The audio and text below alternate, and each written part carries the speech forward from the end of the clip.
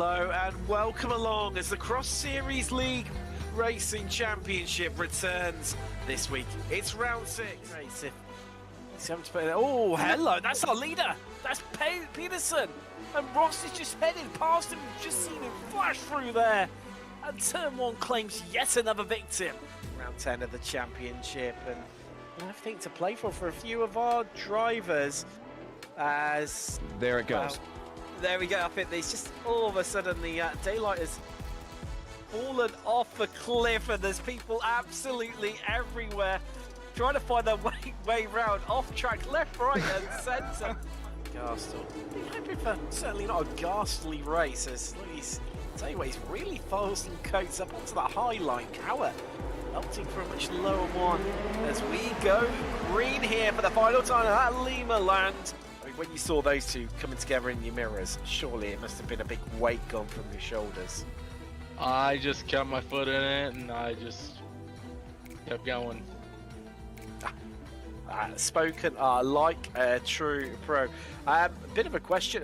Obviously, are you going to remain? You know, you're going to come out in a week's time. We're going to see you out on track as we head to Valencia. Yeah, I plan to be there unless we get another last-minute decision to go racing here in real life. That was why I wasn't here last week. We decided to make a last-minute decision to go do some racing, and yeah. And how did you get on? What's that? How did you get on? Obviously, when you went, well, I say real-life racing a couple of weeks ago.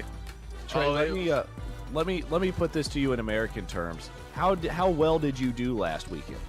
Oh, pretty good. I think. Here come the lights. Let's get ready to go racing in Germany for the first time. And oh, Clog, he's jumped the start there. He's going to incur a penalty. Bouncing across the curves, the pair of them. And Thompson's finally going to go the run on him. He's going to be up the inside of the run down to kick a turn. And surely this is going to be from the lead. He backs out of him. Schenkler runs wide. But Thompson's finally got it. But here comes Ham. He's right into it, and he wants to plate off Schenkler. He wants to rob Salt in his route right in these last stages. Now let's get ready to go racing from Bristol in the grand final of round 5 of the XSLR Championship. And there's bang and Stein into the wall early.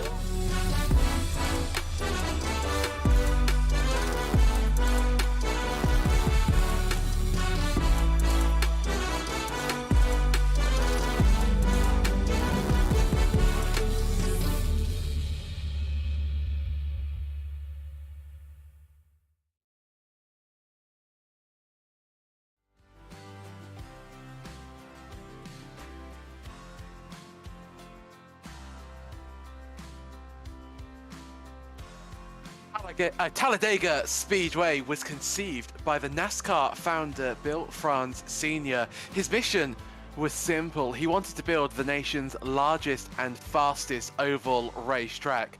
And it's fair to say he succeeded in both of his aims. At 2.66 miles, Talladega is longer than both Daytona and Indianapolis, while the dual NASCAR races at the track each year have become among one of the fastest and most spectacular races right from their inception. It's built on the site of a former military airfield, the origins of which are still very evident today, not at least in the pattern of the old runway it makes up Talladega Boulevard. And from the adjoining municipal airport, welcome to round 10 of the XSLR Racing League. My name is Sebastian Bosher-Williams. In the virtual production trailer, we have Jonathan Grabowski, and alongside me, as always, I'm joined by Alex Andersen. I mean, Alex, what can we say about Talladega? It's a track with such history. We're in for such a treat today, aren't we? Well, even with what's going to be about a 16-car field, this place is absolutely insane on the sim and in person. To drive it, you have to be on the edge of your seat every second of every minute of every lap around this place, as the entire complexion of the race can change from just one bad move, resulting in the entire field being involved in an accident. So I would say that probably the name of the game for this race is going to be about surviving. You got to keep that truck clean. You got to make sure that you're just alive for the final lap to try and make that move for the win. Keeping the car alive, it sounds like a fairly simple game, but I think it's going to be anything but for our racers tonight. So practice is done and dusted. The drivers have had just around 40 or so minutes to perfect their lines around the circuit, and now they have to head out on to the track for qualifying. Of course, 2 laps to get the job done. Alex, what's your plan? Do you try and maximize lap 2, compromise lap 1, or is it all about just consistently getting in those laps? Well, what I've learned from being a normal oval racer and doing a lot of plate races just because I think they're fun is that I always usually try to hang around the back. I end up getting wrecked. So my strategy, and probably what I assume is going to be several other strategies for drivers in this race, is going to be you can't get wrecked if you're up front. That would probably be a mentality for somebody leading the points championship like this driver right here, Adam Thompson. The name of the game for qualifying here is to stick right around the, probably keeping your right sides on that top dashed white line. These guys going up to the wall, it's going to slow them down a little bit. I do know this. And you're just going to want to keep the right sides on the dashed line for your out lap and your first lap, then bring it down to the bottom for the second lap so you have as much momentum as possible. And from there, it's all about just keeping the smoothest line possible. Qualifying tips from our very own Alex Andersen. I wonder who will follow them, who will succeed in this qualifying session. Everybody on their out laps. Di Piero, one of the first drivers actually to get their laps underway. He was obviously the quickest out of the pits. Jason Freight, James here as well. They've all started their laps. You see Jerry Di Piero at the moment, the 177 car. What can he do? Heading down the back straight up towards turns 3 and 4.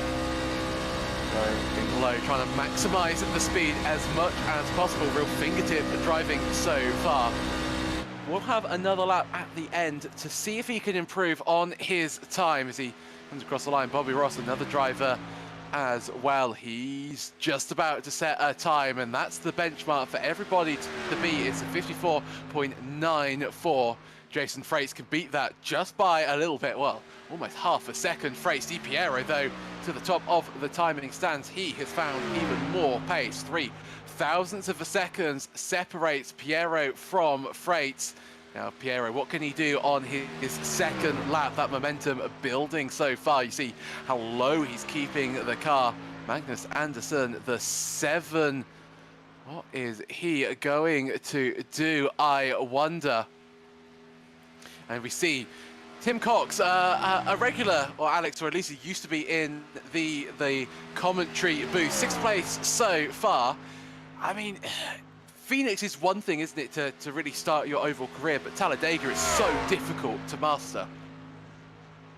Yeah, and especially with plate tracks like Daytona and Talladega being landmarks of IRL, of in real life stock car racing schedules, it's going to be a lot of pressure on some of these drivers. Thompson goes to the top of the charts there. I would have thought Di Piero had pretty much the perfect line there, you know, kept it on the bottom through 1 and 2, gently up to the middle of the track, down the back straightaway, and it looked like Brandon Gass just set the fastest time there by about 500ths with a 54.34 then the number 4 truck. So currently he sits on pole with about a minute and 15 seconds remaining in qualifying. But heading from a traditional, you know, 1 mile oval, you know, got a lot of history to it, Phoenix, and pretty difficult track, you know, with 1 and 2 being completely different from 3 and 4. Nice oval to, you know, learn out, try and figure out the trucks. And then you come to Talladega, where full throttle all the way around at pack racing, and literally anybody, and I mean anybody, could win.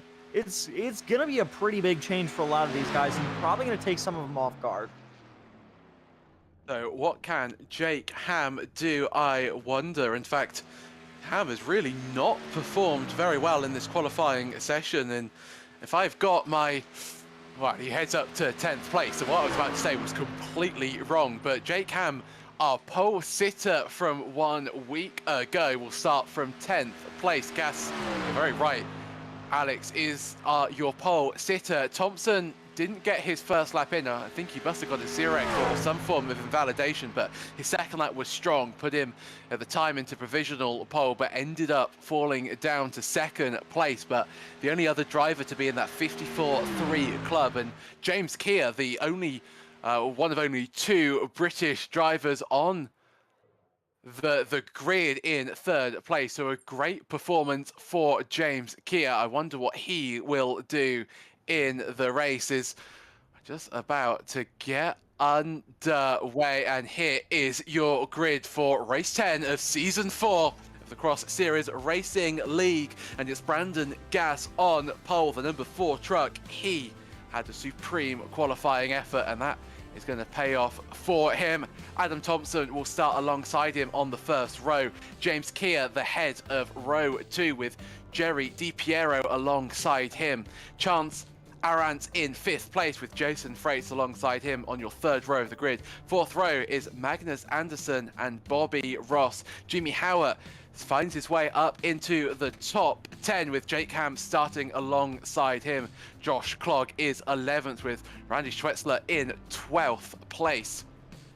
Further down the field, we have De Silva in 13th, Tim Cox in 14th with Mike Sorum, your 15th and final qualifier. And we're talking about Tim Cox and, you know, his sort of, not rookiness, but his newness into the oval racing scene, not finding the pace that he found at Phoenix 1 week ago. I think this is going to be, as you alluded to, Alex, a little bit of a shock to the system for the 340 truck.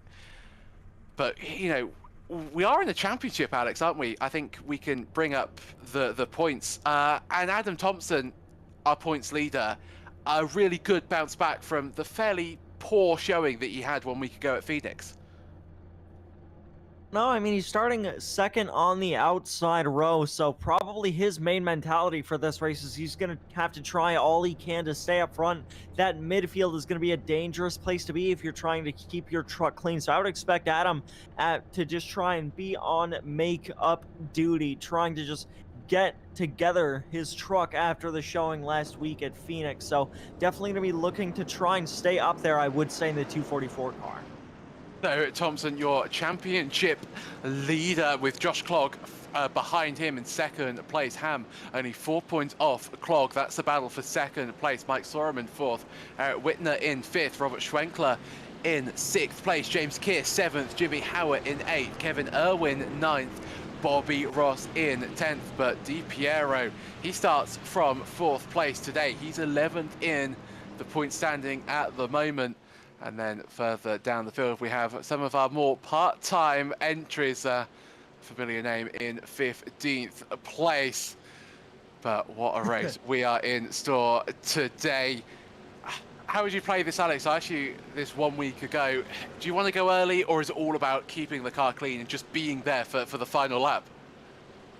Well, the last time I raced here with these guys was, I believe, Season 2 in the Next Gens, and I don't mean to toot my own horn, but I did end up winning that race. And what I did that race was pretty much just staying up front, keeping the field behind me, and just trying to keep my car clean. So I would expect if you're on the front row, maybe first 4 or 5 cars, that's going to be your goal, to just try and stay up front, hope the wrecks happen behind you. But if you're somebody sitting in the back, you know, didn't have the best qualifying effort, like maybe Jake Ham or Tim Cox back there, your probably main goal is just going to be survival. Just try and miss all the wrecks, because there certainly will be, I can assure you of that. Just try and miss the wrecks, keep the truck clean, and be there at the end to try and win this race. Because I can probably assure you that the last pass for the lead is probably going to be on the last lap.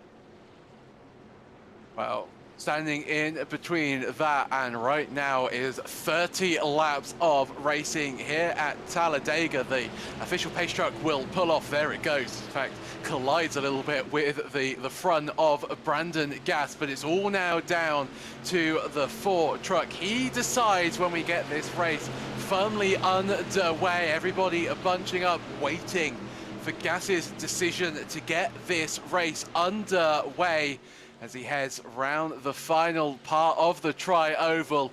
When does he decide to get going? And we go racing here for round 10 of the XSLR Championship from Talladega. It's a great start from Gas. We've got Thompson on the high side. They're all 2 by 2 as we head round turn 1. Very much 2-lane racing at the moment. Everybody starting just to creep up towards the high side. We ride on board with the 88 James Keir. He gets a massive run as we head down now towards turn 3. Has to back out of it. There's a truck very low down there. A great start, and I think Adam Thompson into the lead. Gas falling by the wayside. Alex, he's already in 3rd place. Keir now make that 4th for Gas. James Keir finding his way through, and a dream start for our championship leader. Yeah, and Adam's just going to have to try and keep that number 244 truck up there. He has a trustworthy partner behind him in Jerry DiPiero, and I would expect that the top line is going to start to fall back just a little bit. But as more cars pull up the track to join it, to try and make their way to the front, you saw Chance Aarons did it through the tri-oval there. They're probably going to start to make up some ground, getting those runs off corners and staying nice and connected, although the inside lane at the moment a lot more organized. So Arantz leads the outside train. Thompson choosing to stay very low through turns 1 and 2. You can see the extra speed that outside lane gets. You're right on board with Tim Cox. He's up 4 places from where he started. So great start for the British driver. What can he do? This will be very unfamiliar territory for him. Clog gets past Gas. Gas now down to 7th. So railroaded seems to be the adjective I think that Gas will be using to describe his opening few laps as they're all jostling for position. Does it feel like the inside line's a little bit quicker at the moment, Alex? So I tell you what, there's a big push between Arantz and DiPiero. Sorry, Arantz and Gas. Gas trying to get through. We head side by side through turns 1 and 2. Thompson under pressure. That outside line coming in almost like a freight train. Yeah, most certainly. On plate tracks, the outside line is always going to be the strongest, even when there's less cars in it than the inside lane. It just always gets that momentum off the corner and down the straightaways, and it's able to side draft that inside lane perfectly. Chance Aarons did a great job leading it there, but it certainly took a good push from Gas to get them up there. Now they have to stay up there, or at least try to stay up there, as Jerry DiPiero starts to get a little bit out in front of Chance Aarons as that outside lane started to disorganize a little bit there through 3 and 4s. Looked like maybe Brandon Gas had to lip a little bit there, came up the track, and now they've been falling back ever since. So they're just going to have to wait for the run down the backstretch to try and make another run back up to the lead. Yeah, it seems the pace that Arantz had around the outside, that's gone by the wayside at least. Oh, in the background there, everybody starting to just fall out of line. But we're going to see a fairly huge accident, but crisis averted, at least for this phase of the race. The 4 pushing the 4-2-1. Thompson, the championship leader, the race leader, down low. This looks like the push, though. Gas trying to get Arantz and himself up into the lead. Gas, though, tries to head to the outside. Does he think about making it 3 wide as they cross the start-finish line? Doesn't think about doing that at this phase, but look at DiPiero. Piero almost pushing Thompson into a spin. Manages to get away with that, but Arantz now trying to once again go around the outside. Alex, this could be the push that they needed. It seems like the last lap they were all a little bit disorganized, but the queue has been formed fairly nicely, and it's definitely a game on for the race lead. Most certainly, as you see Gas bump drafting Aarons down the back straightaway, trying to just make up a little bit of time there. They're starting to creep closer to Thompson, but not close enough to clear him just yet. And I figured I'd mention, for those of you who may not know, these guys, there's 2 things about pitting here. One, these guys will have to pit at least once. So one of these laps, I would reckon, will be around halfway just to get it out of the way for these guys. You will see all of them duck below the yellow line and pit all as one, braking to 55 miles an hour. From 185 to 55 miles an hour to try and put fuel in the car. And the thing about that is, unlike most oval racing, with the high banking of this racetrack and other super speedways, and how little you have to turn the wheel to get around here, these guys won't have to take tires, so it'll be a fuel-only stop for them when they do come into the pits. 25 laps to go in this race. 5 completed so far. It was Mike Sorum getting very wayward a few laps ago. Did the same as he entered turn 2. Manages to get away with it, but Sorum fairly close to disaster for a few laps. Now aboard with Jimmy Howard, the 37. He's got James Keir for company. The outside line starting now to advance up the field. Howard still on the inside. Piero now up into second place. Andersen third. Andersen will have a great run out of turn 2. Down the back straight we go. Thompson has a little bit of a look to the outside line. Piero thinking about the move to the inside. Can't find a way through at the moment. Oh, very close so far as we enter turn. Oh, and there's the big one. There's the spin. Thompson involved. Keir involved. Howard as well. First caution is thrown. Everybody goes flying. Gas somehow manages to lead after that accident. And Alex, that felt like it was brewing for a few laps, but they were all starting to get out of shape down the back straight. And as soon as they head into turn 3, it all went disastrously wrong. Well, I thought it was a little 2 laps early for the big one, but it was going to come eventually. Unfortunately, it took a lot of good drivers out of, well, not really out of the race, but just to a lot of damage early on. You can see Tim Cox there. He ended up going on his side. There's the wreck. A lot of trucks involved. The 421 Chance Aarons, the 78. It looked like Jake Cam, I think, was involved in that as well. It looked like the 25, David De Silva, got tagged in that as well. The 37 is in it. And just everybody, just unfortunate. There's the 88. And the 85 and the 7 did a pretty good job of slowing down to make it around that. But this is from Adam Thompson's view. Just spun around a couple of times, got some pretty bad front and rear end damage. This is another angle of it.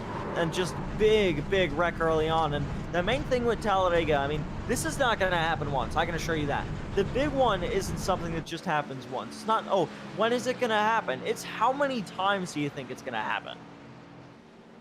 Well, if you are Tim Cox, you'll be hoping it doesn't happen to you anymore. That's a very damaged car that he's driving at the moment. So everybody basically into the pits. The only driver not stopping is, I do believe, Josh Clogg. Is he going to tick through to the race lead? So this is Tim Cox. Archer gets rear-ended by the 78, sent into James Keir. You have to say that he was a little bit unavoidable. Collected by the 37 of Howard as well. At that point, though, you can't really do much other than just take your hands off the wheel and pray that you don't get hit too much. So Clogg has stayed out, so he has decided to almost chance his arm, as it were. Thompson will be in second place at the restart. I wonder if he'll have any form of penalty for joining or entering the pits while it was closed, I wonder. But Thompson taking that fast repair, as we see Gas now just coming through on the inside. So we've got one extra lap at least of the pace car. And you were talking to me, Alex, earlier on that unusually Talladega has got a really slow caution speed. So how does that affect the driver? How, you know, as we see another replay of the incident that caused the caution, it's a slow pace lap. How does that affect you from the cockpit? Do you start to get frustrated? Do you start to build up anger that, you know, as soon as you get going again, could cause you to maybe have a little bit of an issue? Well, having done oval racing a while, at this point I've gotten used to it, but for some people that aren't that used to oval racing, you know, can definitely catch them off guard, and just it can get pretty frustrating sometimes, especially in caution-filled races. But these guys, they were racing clean for a decent amount of time, so I doubt it will affect them that much, especially because if they pit that time, I do believe they can put enough fuel in the car to make it to the end of the race, or put enough fuel in the truck, I should say. So I think this caution, I mean, I think people welcomed it to avoid the chaos that is green flag pit stops. And I think what Clogg is doing here is trying to bank on the fact that they'll wreck again and just trying to pit later on in the race so he can cycle his way up to the front. A smart move from the 199 truck.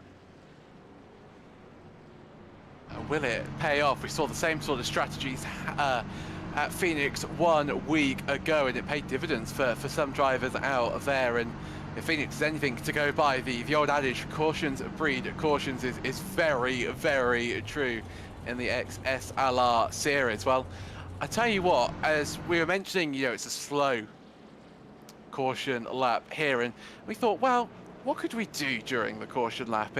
And Tim Cox, a driver that, or a voice that is very familiar to the commentary booth, has offered his services, as it were, to we can get a little bit of an insight from the driver. So while he's out on track, we're going live to his cockpit. So let's bring him in to the commentary booth. Tim, unfortunately for you, involved in that wreck, is there anything you could have done to avoid it?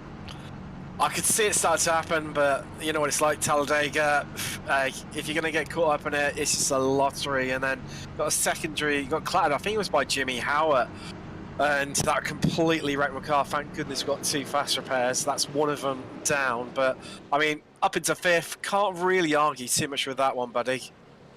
No, you can't at all in a new car. Of course, you said you use the fast repair. What's your strategy for the start? Is it go hard, or is it just survive? Well, survive. Also, bit of fuel saving. I was doing it into the last one, and yeah, hopefully should be able to save a bit of time in the pit stops then. Well, we wish you good luck. We'll let you get back to the racing. That was Tim Cox from the cockpit as we get ready to go underway. Alex, very quickly, your predictions for the restart. What do we need to look out for? Well, with the way Thompson was able to just fly around the guys on the inside on the initial start, I would expect Jerry DiPiero to probably do the exact same thing, especially with an experienced driver of Mike Sorum right behind him. So I would expect those two to at least make a solid attempt to get around them before the back straightaway, and probably end up getting Jerry DiPiero clear and into the lead. Many drivers choosing to go on the low side at the moment. I wonder if they'll all sort themselves out as we head to the start, or everybody just wants that inside line. So it's Clog who leads us away under this restart, the 199. Piero on the outside for this restart as we head around the tri-oval section of the speedway as we get racing once again here at Talladega. Clog waiting a little bit longer to get the restart. Piero's had a good restart. I think he's going to get the jump on Clog as they're side by side heading towards turn 2. Clog on the inside with DiPiero up high. Will make it successfully through. No first corner collision, as it were, in the background there. A little bit more drafting. They've all managed to sort themselves out. That high line looks quick. DiPiero now making his way up into the lead. Clog down to 3rd. Ham cycling forward to the front of the field. He's in 4th. A little bit of bump drafting there. That's Clog trying to be pushed along as they head into turn 3. Clog back into the race lead. That outside line now led by Sorum. Piero, I take it back. Piero is the race leader. Clog in 2nd. Sorum finds his way up into the lead of that outside train. Ross and Thompson in the background there, swapping positions. This time it's Adam Thompson's turn to be in that high lane. A fairly clean restart there, Alex. You were right, that outside line looking fairly tasty at this phase of the race. When these trucks are still accelerating, that outside line can just give you so much momentum off the banking of the corner, and that's just what allowed Jerry DiPiero to easily cruise by Josh Clog and into the lead of this race. He didn't take Sorum with him now, but Sorum is now paired up with a very experienced oval racer in Jake Ham, so those guys I would expect are probably going to make a run for the lead as soon as they can just get their timing right and get a good enough run to get up to the lead and get out in front, as that outside line is really organized right now.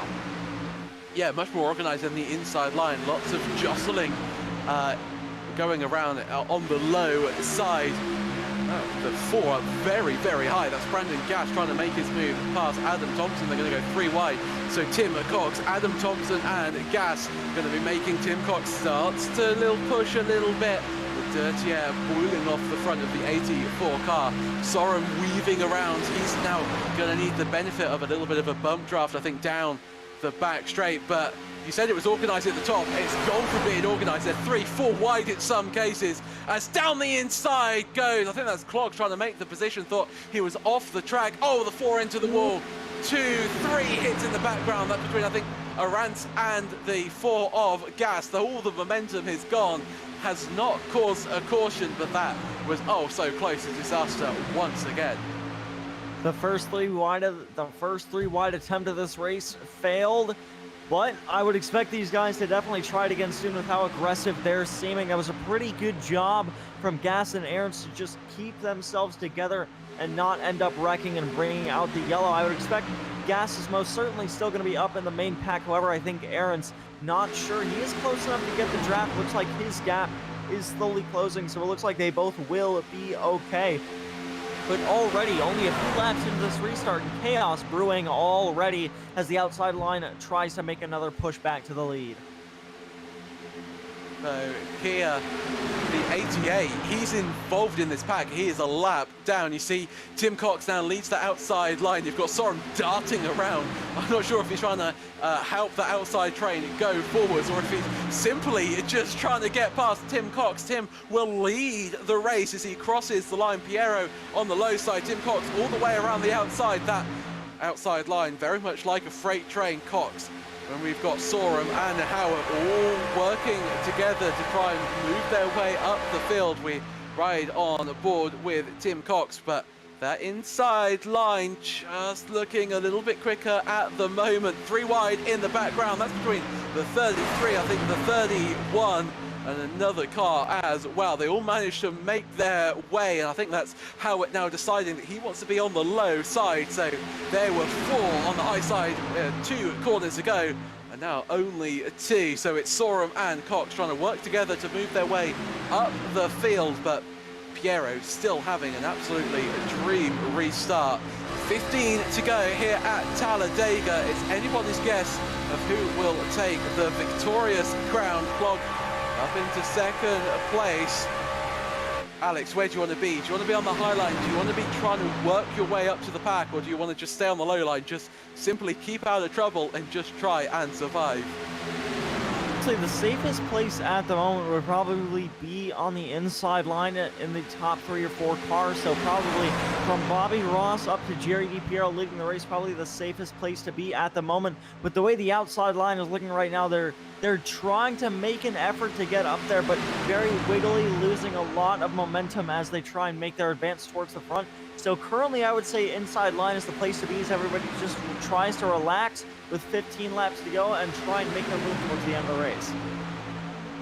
Sorum there was almost doing a slalom, of course. They all went very much out of shape. Thought once again we were going to see a big wreck heading into turn 3, but manages just to get away with that one. But just feel like something is brewing around Talladega at the moment. Once again, I mean, Sorum is driving almost like he's drunk. I mean, if I was a police officer, I think I'd be pulling him over just to give him a little bit of a breathalyzer check. I mean, Sorum is, I mean, that surely, Alex, cannot be the best way to pub draft somebody. As you're right, they must be losing so much momentum on that high side. Even so, they're still doing a pretty good job up top. I mean, they've gotten side by side with Clog now, and they're still closing the gap ever so slightly to Jerry DiPiero in the lead. So even, whoa, that could have been big from the 84 truck. That was great. Came up a little bit in the tri-oval, looked like doored Mike Sorum there, almost sent him around. They keep it together though, but Sorum, even with the swerving that you see there in the corners, they've been doing a pretty good job at closing that gap as they continue to try and make the move towards the front. Gas, the 4, he's up to 6th place, so he's been quietly getting on with the job at hand after that scary moment into turn 3. Cox retakes 2nd place. Oh, the big one, there it goes, and a huge incident, and that is, and there's another car involved as well. As we see the 177 of DiPiero falling down the order. And that was inevitable. The second caution flies here at Talladega. It's Clog, Cox, Freight and Ross, your top four. And is that damage to the side of Clog, I wonder? Alex, talk us through this replay. I mean, you can see him, you can see Piero at the end of the replay there. We're going to bring you back to the start of that incident. That just looked like everybody being pretty aggressive. Piero came up just the track a little bit. A major hit. I can assure you if this was real life, Jerry DiPiero would be at the very least injured from that. That was a major hit. Not a big one in terms of quantity, but a big one in terms of quality, as Piero hits the wall and goes upside down, flips over several times before landing back on his wheels. Looked like almost catapulted off the front of Mike Sorum's truck and into the air in the 177 truck. That was very bad accident. And he's a heck of a wheelman for getting that thing back to the pits now, but very big hitter. Very big hit with only 12 to go in this race.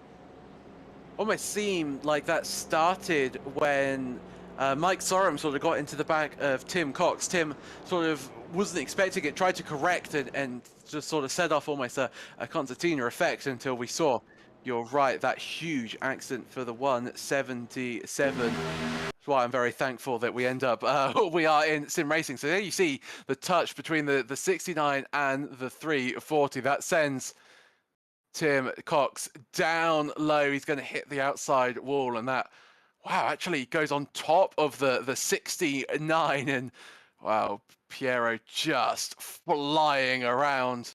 You're right, that would be certainly a very serious accident. And then we're just going to see around the corner everything. You think you're okay, and then there is a car, and that just gains him so much momentum. And I think Sorum, further on in that accident sequence, he's, I think, lost control. I think he's had a car land on top of him. Tends to do that to your NASCAR truck. So I think he spun as well and caused a secondary collision. But now everything resets. And, you know, restarts around here. If you are, I'm just thinking about, you know, Tim Cox. I think he's got a little bit of damage to the front end of his car. He's going to start on the outside. If you're starting, you know, in the second row on the outside, and you know that the car ahead of you has got damage, Alex, does that change your game plan? Do you want to, instead of trying to push them around the track, you just want to simply get past them so you can be the lead car? Well, damage really only affects you if it's in the front of your truck, and Tim Cox's damage looks like it's on the right front fender, so it's going to affect the aero capabilities of his number 340 Chevrolet Silverado. So definitely going to want to look out for that, but it looks minor to the point where it's not going to affect him all that much. So I think Bobby Ross still going to be able to push him to the lead if they can just get a decent run. There's the damage. You can see the front end knocked in just a little bit, but if Bobby Ross gives him a good push and they can get that nice run off turn 2, I still think that the speed of these trucks will overcome that damage and they'll still be able to take the lead of this race. So Di Piero is out of the race. He's still in the pits. I think he almost certainly would have at least one fast repair at his disposal, and he has not decided to take that option. So I think, unfortunately, we will not see him take any further action in this race. He may have already used it during the first wreck. I can't really remember if he was involved in it, but he may have. Oh, no, there it is. You can see it repaired to full damage there. Don't mean to interrupt you, Sebastian, but looked like up to full damage repair there, and just spent a lot of time sitting in the pit lane. Very curious. I wonder if he didn't manage to tick the fast repair before he got into the pits, so he had to serve the required repairs before he could reverse out and do that awkward sort of pit lane dance that you have to do. So the pace car lights are out, which means that we will get underway here by the end of this lap. So Clog will lead the field once again to green. Clog still hasn't come into the pits, has he? So he didn't decide to roll the dice this time and come into the pit, so he's banking on another caution. I mean, Josh Clog is going for some very ballsy, I think you can call them, strategies. And if it pulls off, I mean, Clog will be looking like an absolute winner. Well, one thing that I kind of want to mention about that, these guys have about 80% fuel in their trucks for this race, so that takes about a fifth of their tank away. This race of a full fuel run at Talladega is around 38 laps. So technically, if you had enough yellows and you saved enough fuel in the draft and during those yellows, you could probably make it to the end of this race. So I think that's what Clog has been trying to do when he's been in the pack, in the draft behind other cars. He's been off the throttle, about half throttle. That's all you really need to keep up to the car in front of you in the draft. That's all he's been doing. He's just been sitting at half throttle and under yellow and shutting the engine off, just coasting down the straights and in the corners to try and save fuel. That could be what's going on behind the wheel of that number 199 truck, and it's a very smart strategy if he can pull it off. So is your race leader going for the no-stop strategy? Well, 10 laps to go until we find out the answer to that question. The 199 leads Tim Cox at 340. He's on the outside line. Second in the second row, we've got Freights and Ross, Thompson and Andersen in your third row. As we round the tri-oval, we are ready to get this race back underway. All eyes on that 199 truck, and that's a better restart there from Clog. He's going to get the run on the outside line. The 84 heading down low on the 340. The outside line not as rapid as it was. 1-0-1. Restart and go, as there is a huge incident that is not caused a caution, but there is Jimmy Howard bouncing across the grass. How did that not call a caution? I do not know, but Tim Cox, the 340 leads from Ross in second, the 33 getting an absolutely superb restart. Clog falling down the order. That sort of says to me that he wants to save fuel. He doesn't mind being in second at the moment. He wants the benefit of the slipstream. He goes low, tries to get past the 33. The 33 getting bump draft from the 72 of Andersen. There is a leading pack. It goes from the 340 in first all the way down to the 244 of Thompson in sixth place as we cross the line. The outside line looking very, very quick, and there's a turn. And Tim Cox has been turned around at his race chances goes. And he will just about avoid the pit exit. And we are in our third caution. And wow, what a lap we saw. What a superb opening lap to the second or the third portion of the race. And Alex, that was a huge incident, and that did not cause a caution. Yeah, upside down, cartwheeling through the air is the 37 truck, and I guess iRacing or Barney the Flag Man was sick of waving his yellow flag, so I decided to keep him green for just a little bit longer, even as the truck was cartwheeling through the air. That was incredible. It was some pretty good acrobatic show from the 37 truck, I'm not gonna lie. And it looked like what tipped the iceberg was this right here. Looks like Tim just slipped up a little too high in the tri-oval and tried to come back down when Josh Clog had his nose at his quarter panel and just ended up turning the 340 truck. No major damage except a little bit to the left side of that truck. So I'm not sure if Tim is going to have to come into the pits to fix that, but that's going to put his efforts to win this race a ways back, as he's going to have to claw himself from 10th to first. But I've seen crazier things happen in plate races, so if he plays it smart, I think he could potentially do it. So Ross and all of that, he leads this race. So Clog, the leader at the start of the of our third green flag period, he's now down in third. Freight's in fourth. Thompson finds his way up into fifth place. Jake Ham has decided to come into the pit. So Clog, I mean, this works in Josh Clog's favor. He still, you know, is able to fuel save with this third caution. Can he make it all the way? Can he do 30 laps on a tank of fuel? And that really only remains to be seen. De Silva, Ham, Cox, all in the pits. Sorum as well, I think, is coming to the pits, and he's out. At least I assume that he would have come into the pits. Actually, he hasn't. So Mike Sorum deciding to stay out, and that is a very heavily damaged car. I wonder, Alex, do you think he's just run out of fast repairs. He can barely keep it in a straight line, and to be honest, he was struggling to do that even when he had a fairly undamaged car.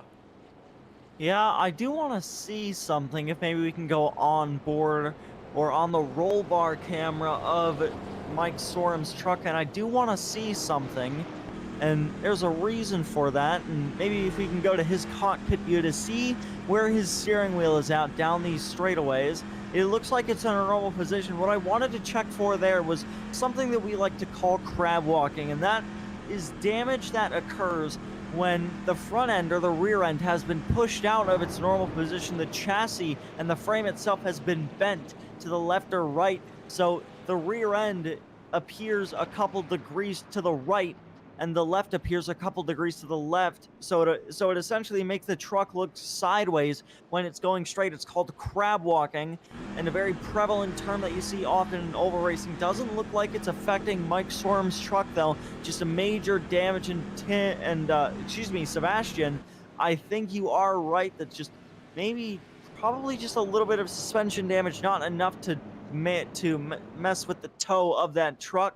Maybe just affects the handling just a little bit. And I do want to mention something as well real fast. James Keir just got himself back on the lead lap. For those of you who are road racing fans and have never watched NASCAR, that is due to something that we oval racers call, and NASCAR itself calls, the lucky dog, which is the first car a lap down under caution can get his or her lap back, and that's exactly what James Keir was able to do there. So it's going to put him back on the lead lap with a fresh race truck. We'll have to see if he can claw himself from P11 all the way back up to the lead if we restart with looks like going to be 5 to go here at the line. I was about to mention, in fact, Alex, yeah, the 88 back on the lead lap. What can he do? Of course, involved in that first big incident that we saw. The other driver to really lose out was the 244 of Thompson. He now finds himself in 5th place, although just momentarily dropping down to 6th, but I'm pretty sure he'll be 5th when we get underway. The pace car lights are out, so we will be getting underway at the end of this lap. You know, for the whole race, Alex, you've been talking, and certainly you've been talking about, you know, you just need to survive until the end, and then, you know, with a few laps to go, you start to start making up the positions, taking a few more risks. If you are in that outside group, at what point do you just start to really work together and just really start pushing to make the positions? How many laps, you know, are you looking? Sort of 3 laps before the end, even sooner maybe? Well, most of the time in oval races on plate tracks that I do, everybody throws teamwork out the window on the last lap. I mean, everybody, you know, they'll be super nice to each other with like 5 or 10 to go. And then as soon as they take the white flag, it's going to be every person for themselves.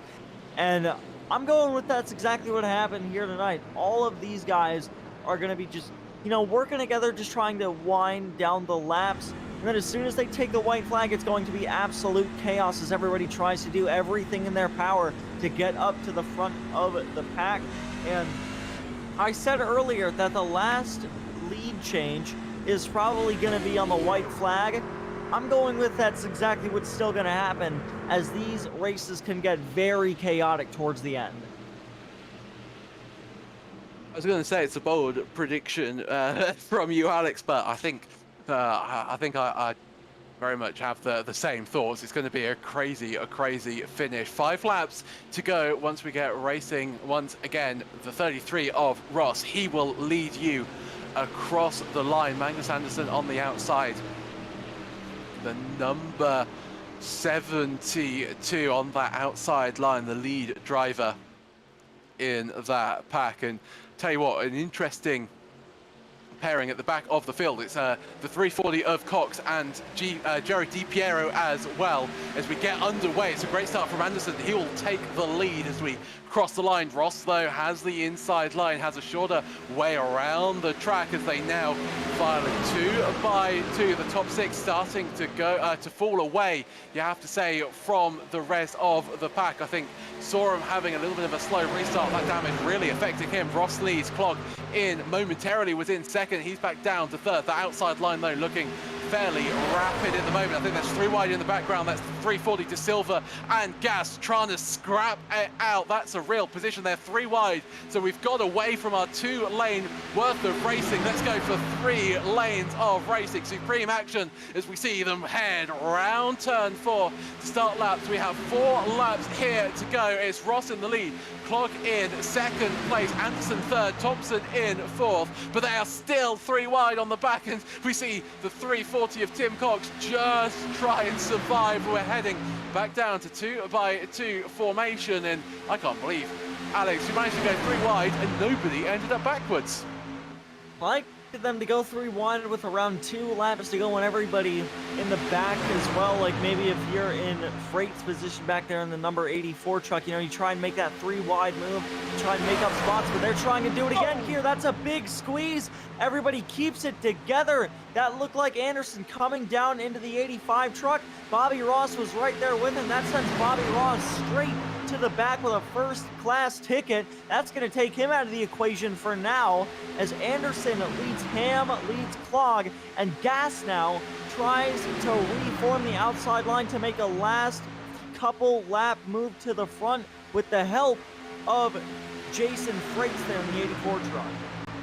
So the last race winner, Jake Ham, is in 2nd place. Can he do with the double in the oval portion of the XSLR Series? I wonder. We ride on board with the 72 of Andersen, looking at the back or the front of Jake Ham's car. The outside line Gas a little bit disorganized at the moment. It's looking like the inside line is just the place to be. There's a big accident, the 421 being involved, the 340 involved, and we have our 4th caution of the day.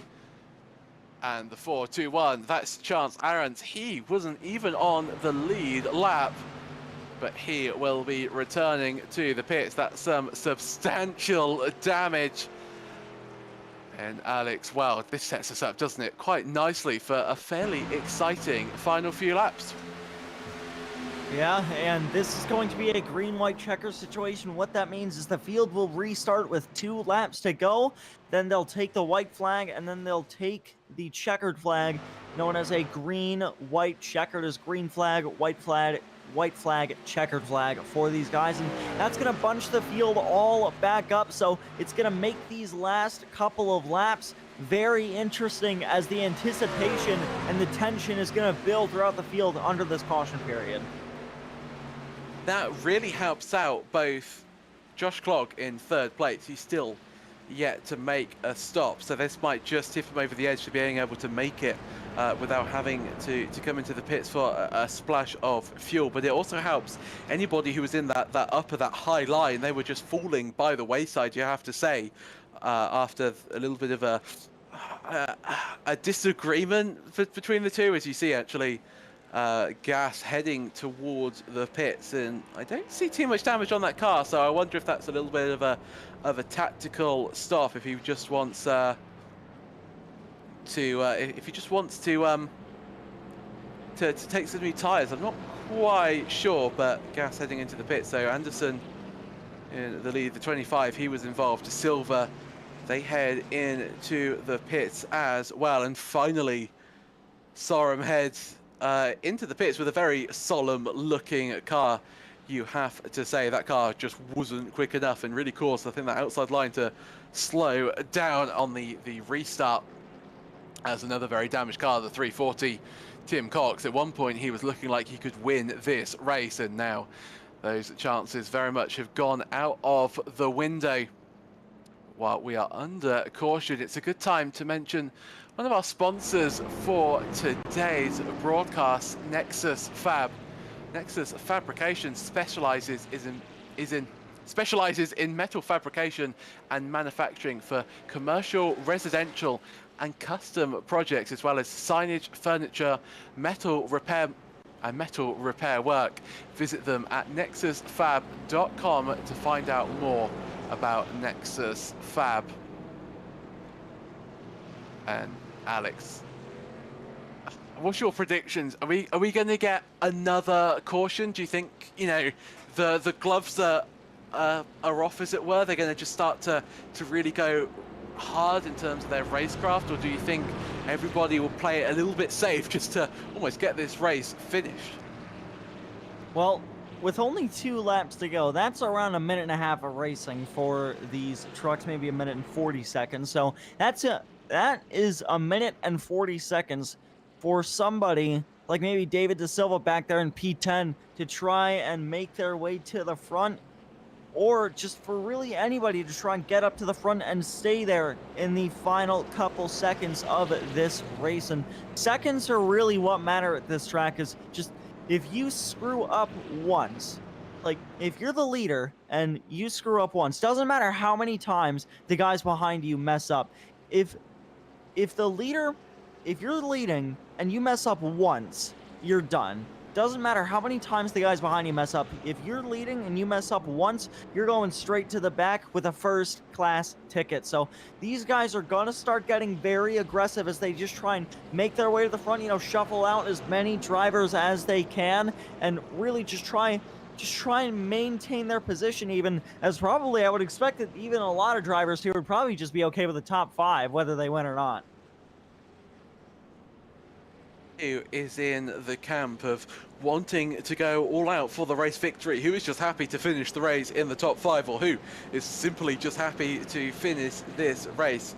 Brandon Gass is still in the pits. He's been there for some minute or so, so I wonder if we will see him enter this race once again. So we are in a green-white checker situation, as Alex explained, I should say. We'll come around for one racing lap, then we'll get the white flag, and then we will get the checkered flag. But that is all dependent on whether we can keep it clean. So the high line is led by Jake Ham, last week's race winner. He's got to contend with the 72 of Andersen. Thompson, the second driver in the low line, actually in the high line. So it's Clog in third, Thompson in fourth. They're all jostling around for position at the moment as we get ready to go racing once again. Where would you want to be, Alex, on this restart? Inside line, keep it safe, or be on the outside line and just go full send?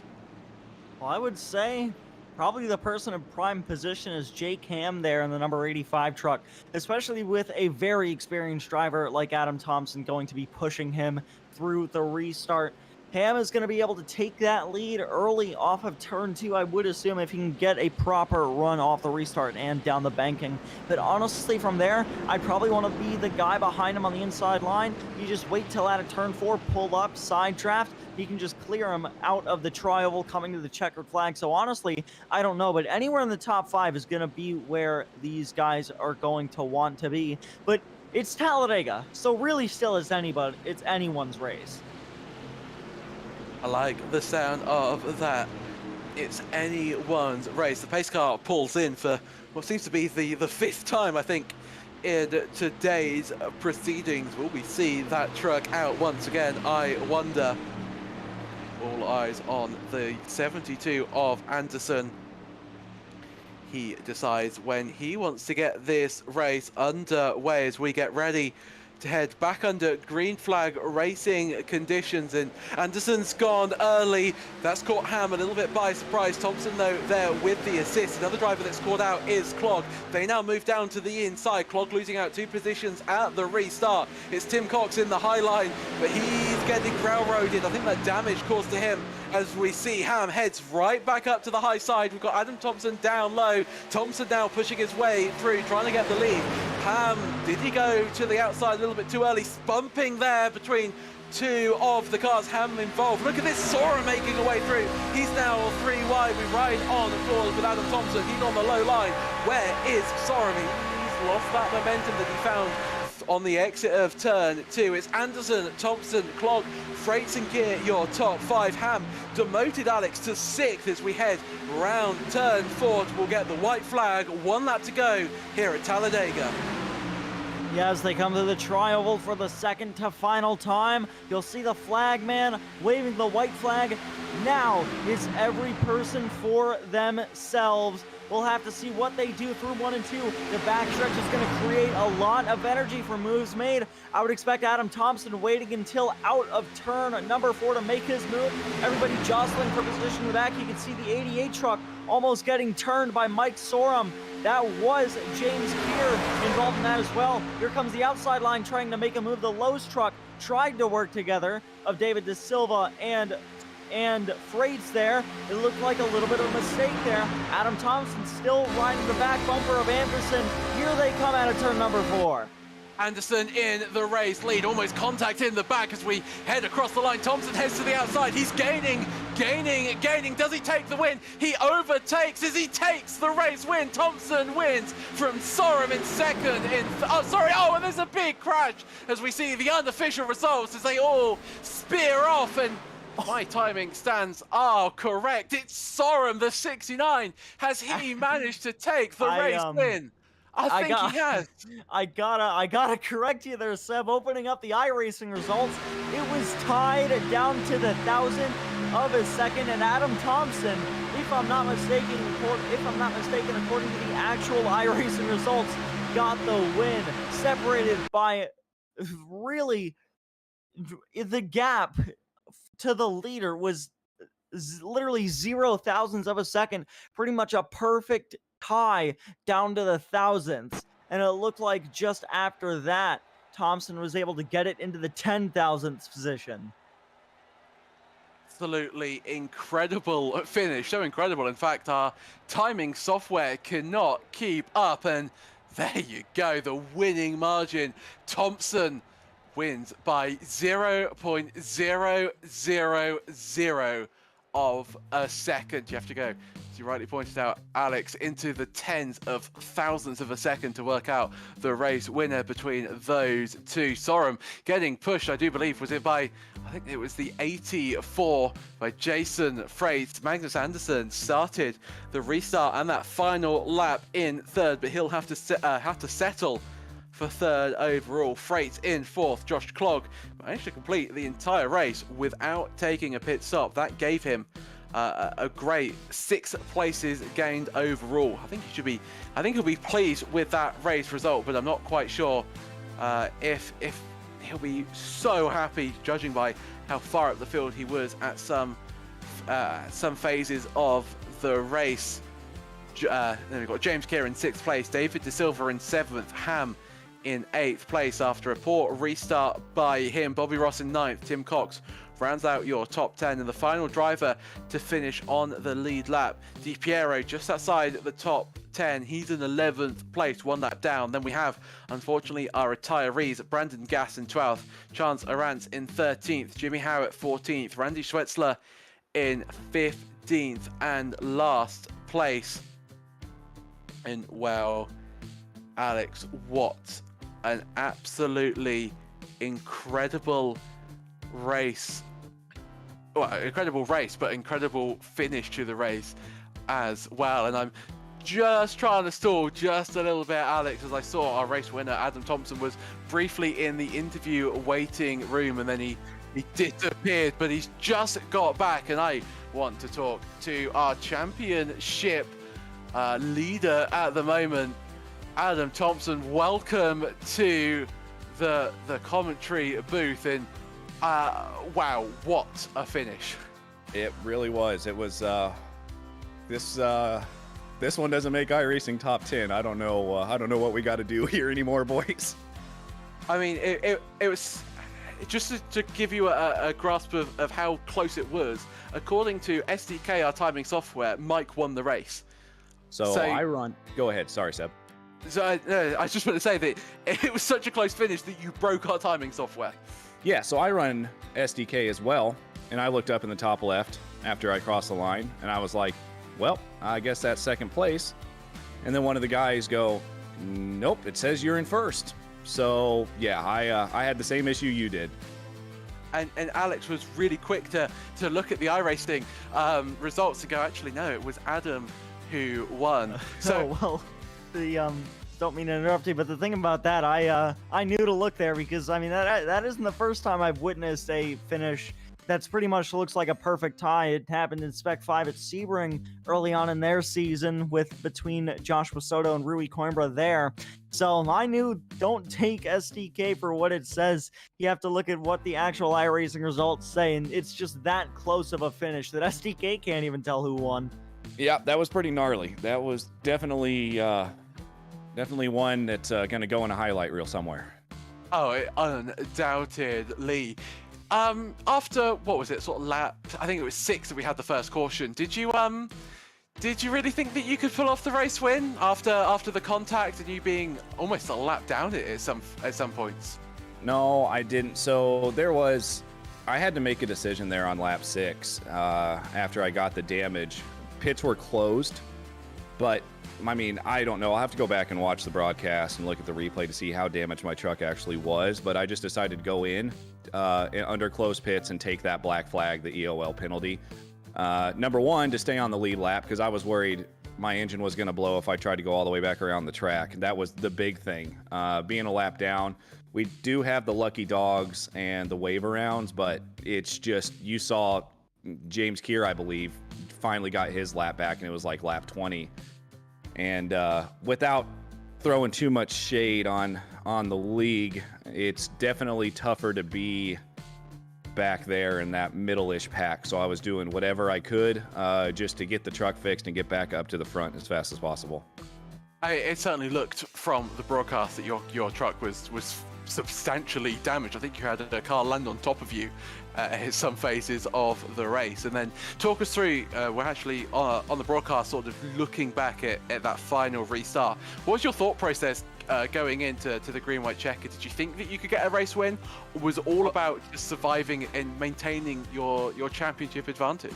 So I was thinking about the championship advantage the whole time. I'm not going to lie to you. I was never thinking about the win, but I did know that I had a damaged truck behind me. I think it was Tim that was behind me, and he was extremely damaged. So I knew he wasn't going to give me any help on the outside line with me and Jake Ham. So I had to find a way. I got right up on the back of Jake's bumper, tried to find a way to get him pushed past Magnus, but Magnus had a great start, and Clog, it looked like, actually may have missed a shift or just didn't start as well. So Jake and I were able to both slot down in there into that low line. And I apologize, Jake.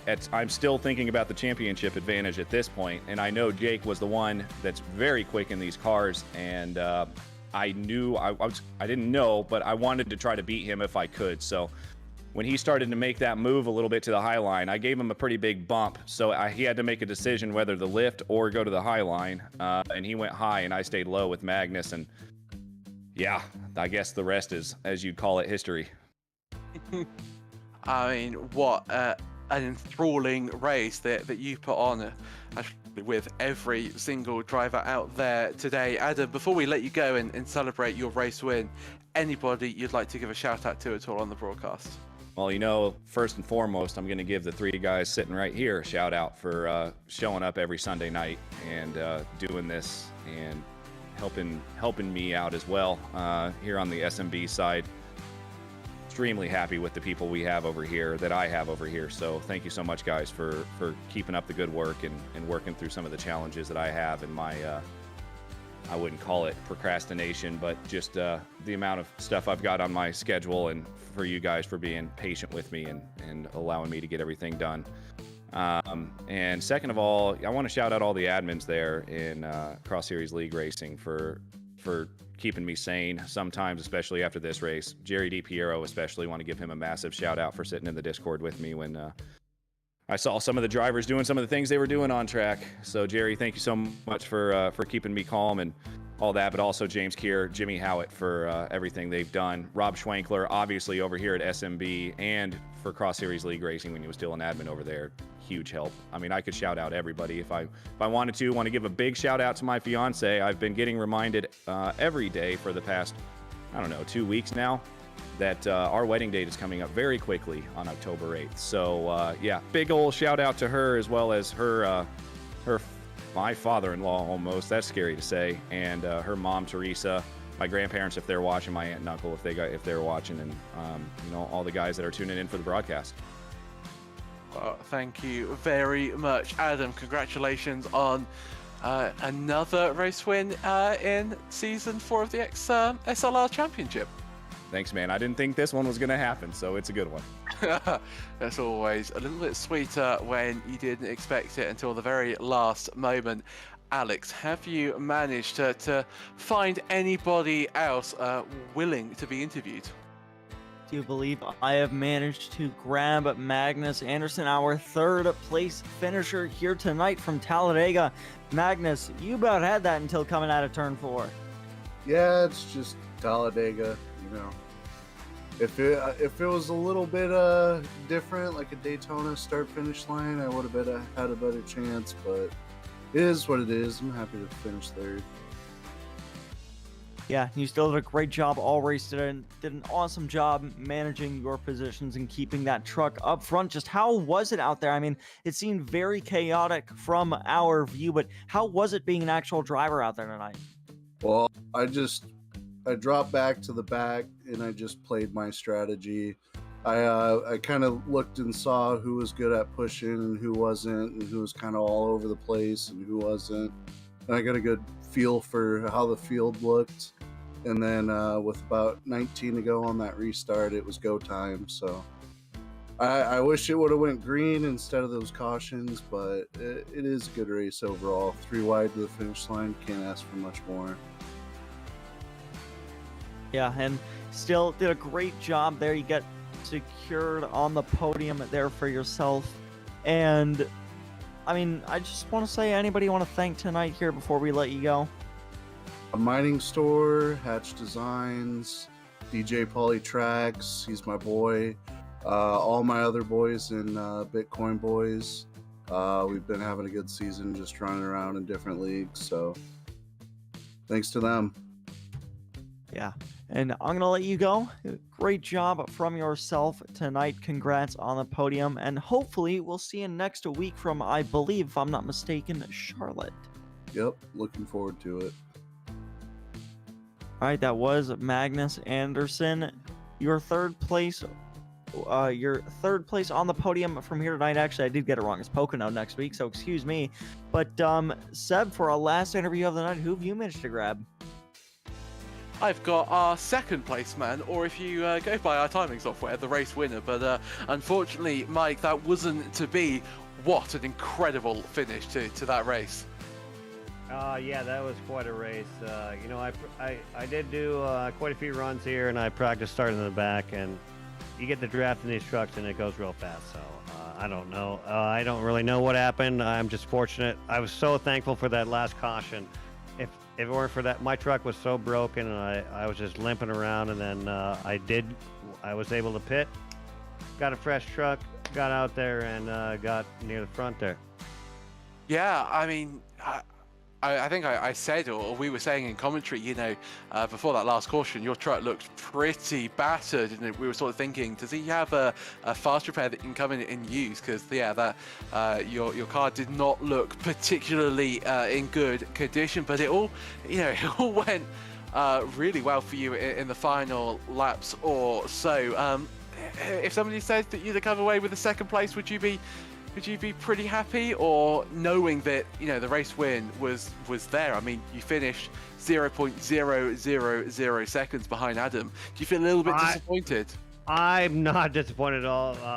Someone did touch my car with their car on the last lap there, right at the finish line, but we spun out. I did not know how close it was. I'll have to watch it back, but I'm just happy to start from the back, you know, with the EOL.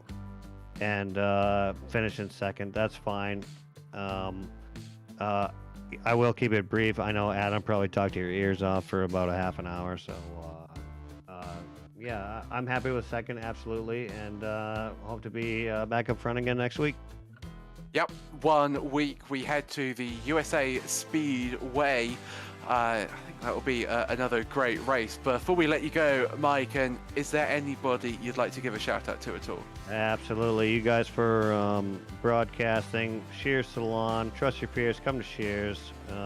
Everyone watching and everyone else as well. Brilliant. Thank you very much. Mike, and congratulations on your second place. Thank you so much. Hope to see you next week.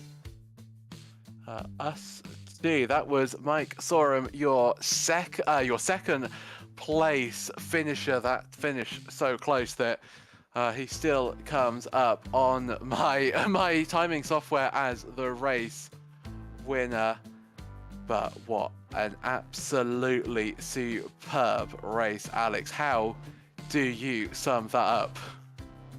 Well, it's as Magnus said during his interview, simply just Talladega things. I mean, really couldn't have expected much more from that race. It was a great race from everybody involved. I most certainly enjoyed it, and I hope the drivers enjoyed it behind the wheel. I do love plate racing myself. I think it's a lot of fun and pretty exhilarating experience behind the wheel, and I do recommend it to anybody watching. I think if this isn't a great poster for plate racing, I don't quite know what is. Well, if you want a little bit more of your racing fix, then well, we've got some upcoming broadcasts here on Slow Motion Broadcasting.